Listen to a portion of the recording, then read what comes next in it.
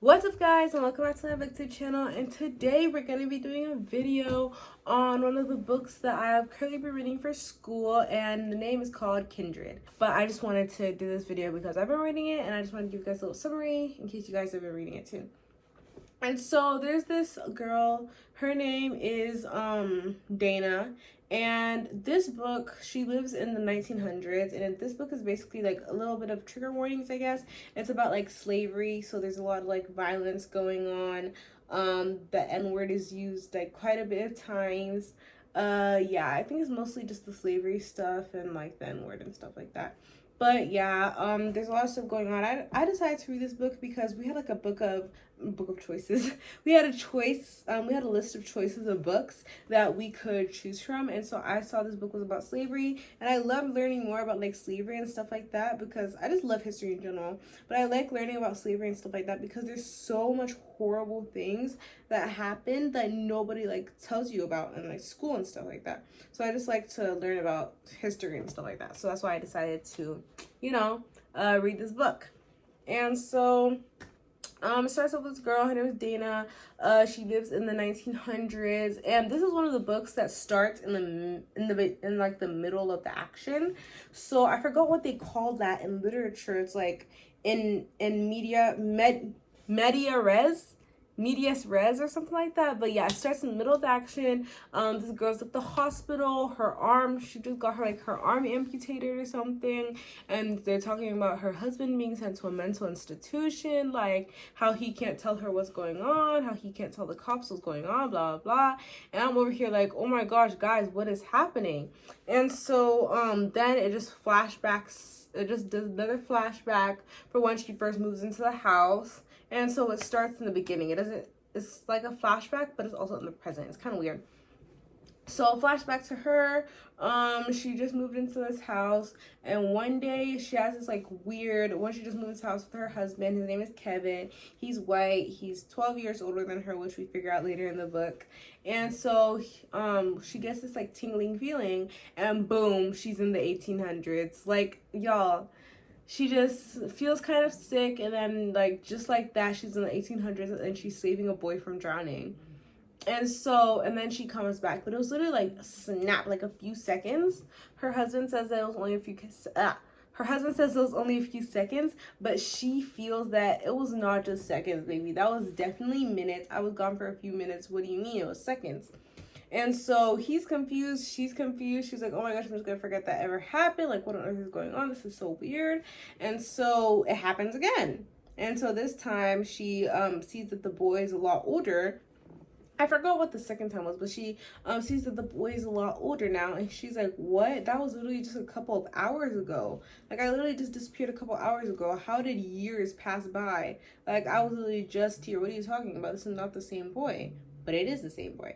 And so she talks with the boy after she goes back a few times, and it turns out that he can also see her. So like, not really see her, but whenever she's in her own like little 1900s,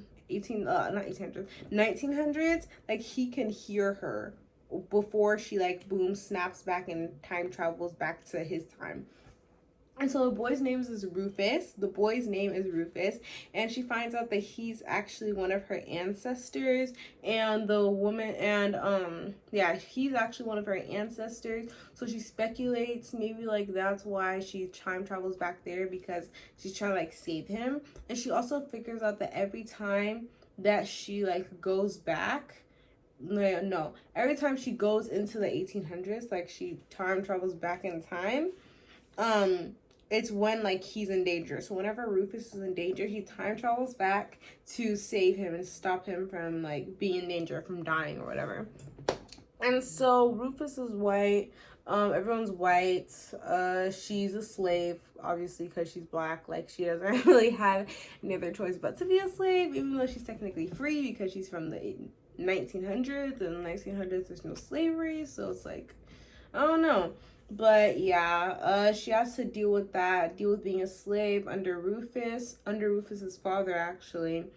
And so she has to like deal with it, but she just kind of acts because like because she's not actually a slave, but she just kind of acts like she is. So she just does whatever they tell her to. She's going back from the cookhouse, like doing all these things. Like people can tell that she's different. Like she can read, she can write. She's educated, because she's from the 1900s. She went to college, blah blah. And so, which is why a lot of why a lot of white people don't like her is because she's educated, and they're like, oh my gosh, why is there an educated slave, like what on earth, that's so weird. And they just like hate her for that, especially like her master hates her for that. And so this book was really like very eye-opening, because it was like obviously we learned about slavery and stuff in school, but actually reading about it is kind of different, especially in like a science fiction-y way.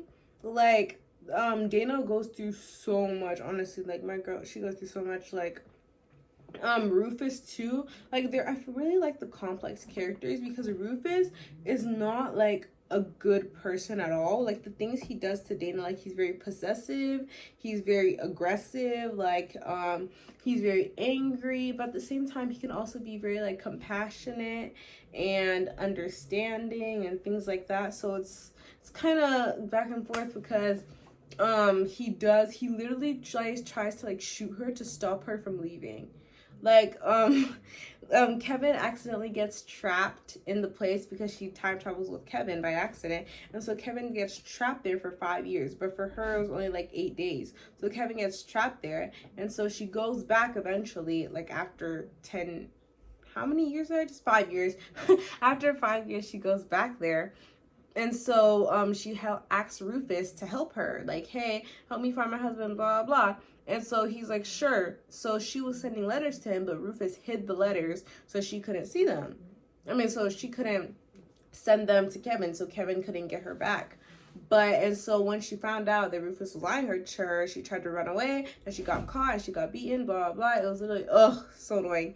But yeah, Rufus is very toxic, definitely, but he doesn't like her in that way. He has another person that he likes, unfortunately for her. And it was kind of sad, because when I was reading this book, I was like kind of wishing for a happy ending. Like I'm always wishing for a happy ending. That's why I like reading books, and that's why I like reading fiction books, because like the world is already sad enough. I don't need to read sad books too. But like this book was honestly, I'm not even done with it yet, but it's honestly just so sad. Like there were so many times where I just wanted to put down the book because I was just getting too mad, or I was just like, oh my gosh, this is so sad. Like I literally felt sick. But yeah, there was a lot of times where I was mad because Rufus was pissing me off, and everyone else too. They were just like, they were not it. And it's like, the thing about Rufus, he's not a bad person. He definitely has some like bad character traits and stuff like that. But when he was young, like he wasn't a bad person at all. It's literally, he did have some traits from his father. He was kind of like disrespectful and stuff like that, but he was not like a bad person. It's just because in the environment, and he's like grown up seeing his father treat people like that. He's grown up seeing his mother treat people like that. Everybody around him, like and the enslaved people don't really have a choice. Like they can't just stand up against him and be like, no, I object. Like what? They're just gonna get like beaten and stuff, and whatever, have worse things done to them. Like it's just so sad, because again, Rufus isn't a bad person. He's just like a result of the society and the place that he grew up in. But yeah, he definitely does some things that are unexcusable though. But yeah, he's not like a bad person. I really like the exploration of Rufus's character. That was very interesting. I really like that, even though he got me really mad sometimes. He just has like a complex character, you know what I'm saying? And also with Dana and Rufus's relationship is so interesting. Her and Kevin, Dana and Kevin, like their marriage and stuff, and seeing that in the 1800s, because Dana's black and Kevin's white, so it was really interesting seeing that in the 1800s, stuff like that. And it honestly just made me look back and see how far we've come. Like even though America's bad, America this, America that, but low-key, like honestly, we came pretty far compared to like the 1800s. Like looking back now, where I can like be in school with a whole bunch of people who look like me and people who don't, stuff like that. A little deep there, but yeah, this book is kind of deep. But yeah, I recommend you should read this book. I feel like it's very eye-opening.